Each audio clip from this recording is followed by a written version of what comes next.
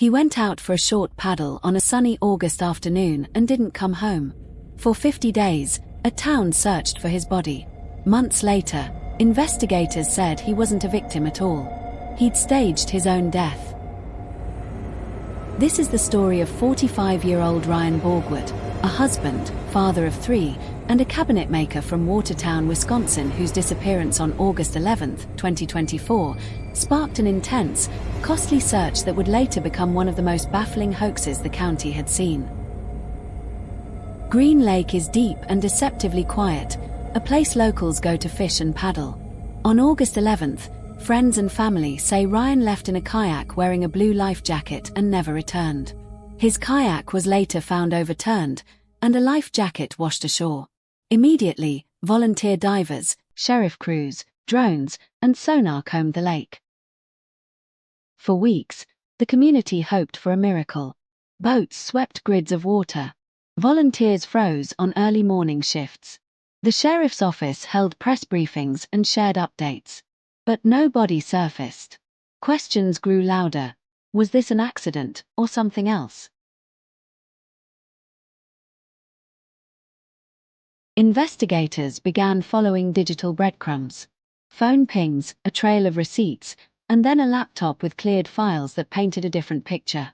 Detectives found evidence suggesting Ryan planned his disappearance: a new passport, online communications, and searches about how to disappear.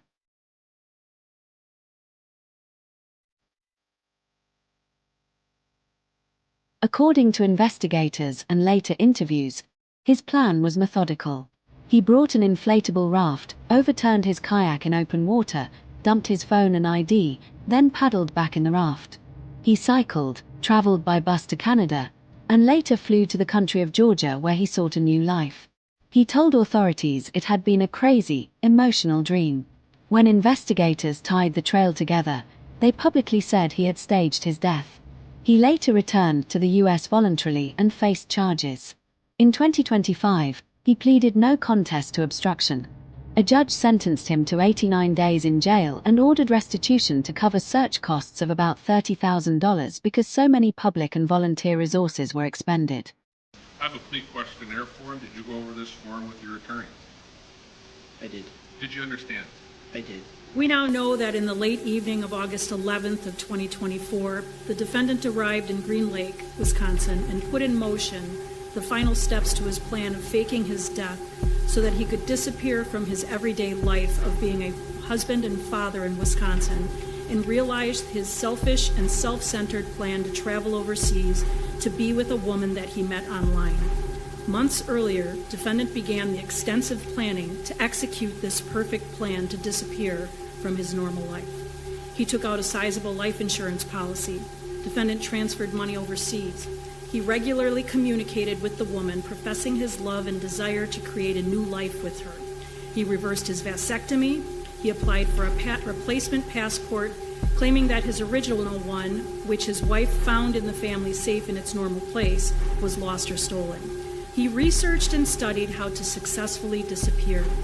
He looked into how to fake a drowning and chose our beautiful lake, Green Lake, which his research revealed would make his ruse more believable.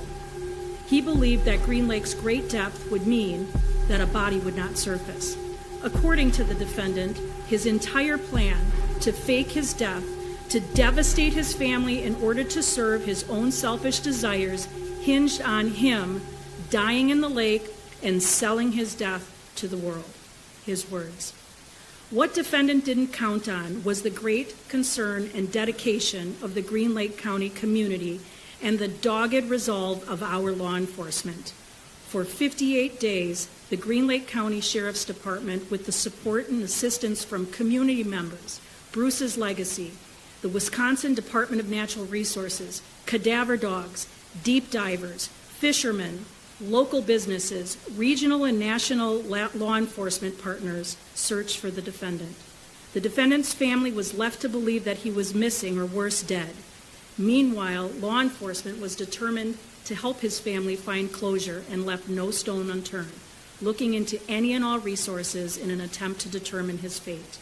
Through the use of national and international law enforcement tools, 58 days after the defendant faked his death, this investigation pivoted. Law enforcement discovered that on August 13th of 2024, the defendant was encountered in Canada.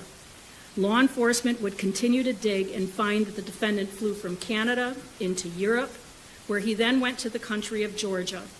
Once there, he began to create a life with the woman he met on the internet, getting a job and an apartment. The defendant continued to covertly monitor the news to ensure that he was successful in faking his death. He took extra precautions while overseas so as to not leave a digital footprint that could lead to his discovery. Once again, the defendant did not count on the determination and dedication of our law enforcement. Beginning on November 8th of 2025, 89 days after the defendant faked his death, the Green Lake Sheriff's Office began a months-long electronic communication with the defendant.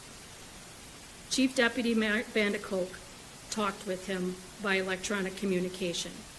The defendant admitted to his ruse. He admitted to the work he did, purchasing an e-bike, abandoning his vehicle, ditching the kayak on the lake along with his tackle box that had his driver's license in it and his fishing rod, stashing that e-bike and an extra battery along with clothes and money, riding through the night to the Madison area, where he dumped that e-bike in a park and later boarded a Greyhound bus which took him to Canada, flying then overseas to accomplish his goal. The Sheriff's Department continued to communicate with the defendant for approximately 1 month, convincing him to return to Wisconsin to account for and answer to his actions. On December 10th, 2025, 121 days after the defendant put his plan into action, he returned. He is now convicted of the Class A misdemeanor of obstruction for knowingly placing physical evidence with the intent to mislead officers in the performance of their duties. Wisconsin State Statute 973.06 in paren 1 in paren AV allows this court to impose the reasonable costs expended by a state or local law enforcement agency or emergency response agency to respond to or investigate the false information that the defendant provided or the physical evidence that the defendant placed. Costs allowed under this paragraph may include personnel costs and costs associated with the use of police or emergency response vehicles. The total amount of recoverable costs in this case, pursuant to that statute, were calculated at $51,127.05. The state calculated this amount only for the time period beginning August 11th of 2024, when the defendant faked his death on our lake, up until that 58th day when that investigation pivoted, when we discovered that he'd been encountered in Canada, and then shifted that investigation. That was the term of the obstruction. The total amount recoverable for the two departments that most actively were involved in the investigation were the Green Lake County Sheriff's Office in the amount of $35,522.73, and the Wisconsin Department of Natural Resources, $15,604.32. This is the total amount recoverable by the statute, but certainly not the total costs of all the work done by community and federal partners. The parties have agreed upon the resolution that the court is aware of, based upon the factors that the court must take into consideration at sentencing. The defendant, prior to today's date, was to pay the $30,000 that we negotiated that will be split between the Sheriff's Department and the DNR to cover their costs for the investigation into the obstructing. That was done last week. This defendant's egregious obstruction, along with the parties' joint recommendation for 45 days in jail, court costs, and a DNA sample, is the recommendation that I stand behind and I'm asking the court to follow. Prior to today's date, Your Honor, the defendant had no prior criminal convictions. He now has a conviction for a crime of dishonesty. Certainly, any criminal charge, conviction, and sentence that this court today hands down will not be able to come close to undoing the incredible damage that this defendant, by his premeditated selfish actions, has done not only to his family, but our community. The destruction to his family can never be undone. For months, this defendant executed a series of plans that led to his children, his wife, his family, our dedicated officers, our community, our partners to believe he was dead.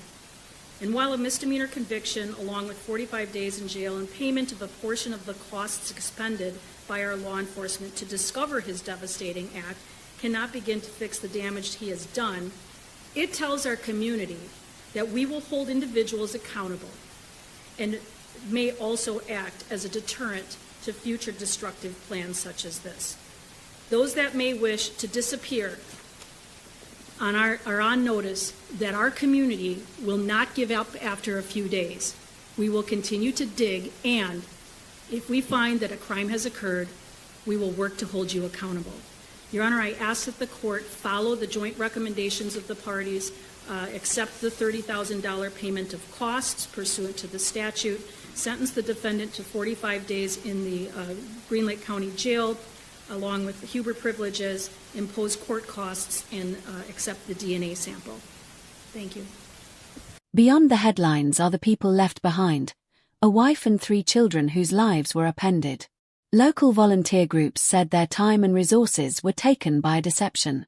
Investigators say the case also underscores how small digital traces a passport record, a deleted file, a travel stamp can unravel a plan. If this story surprised you, hit like and subscribe for more true life stories where we follow the facts, not the rumors.